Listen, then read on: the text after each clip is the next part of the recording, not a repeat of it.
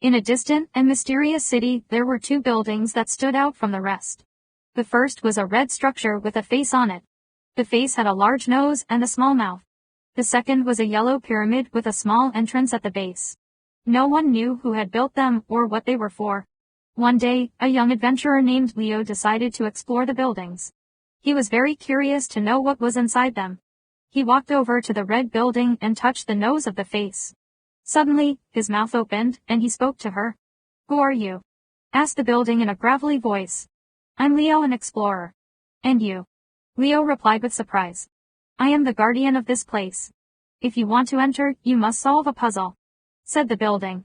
"What kind of riddle?" Leo asked. "Listen carefully.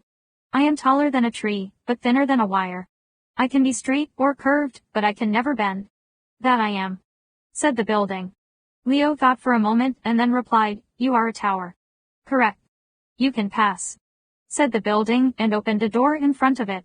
Leo entered the building and saw a corridor full of lights and colors. He followed the corridor until he reached a room where there was a large screen. Images from different places and times were shown on the screen. Leo was fascinated by what he saw. "This is the Museum of Time. Here you can see the history of humanity and the world," said the building. "Great. Who did this?" Leo asked.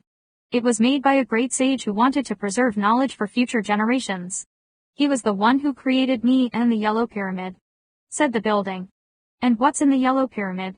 Leo asked. "That is a secret that you can only discover if you solve another riddle," said the building. Leo was intrigued and decided to go to the yellow pyramid. He said goodbye to the red building and went outside. He went to the yellow pyramid and touched the entrance. Suddenly the doorway lit up and he spoke to her. "Who are you?" asked the pyramid in a high-pitched voice. "I'm Leo, an explorer." "And you?" Leo replied curiously. "I am the guardian of this place. If you want to enter, you must solve a puzzle," said the pyramid. "What kind of riddle?" Leo asked. "Listen carefully.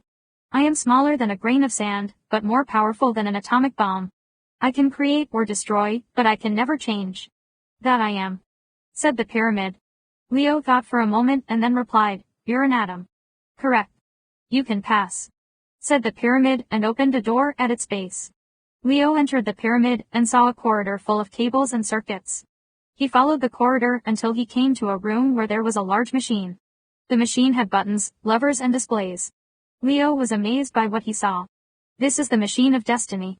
Here you can change the course of history and the future," said the pyramid. "Awesome. Who did this?" Leo asked. "It was made by the same great sage who made the Museum of Time and the two buildings. He wanted to have control over the fate of humanity and the world.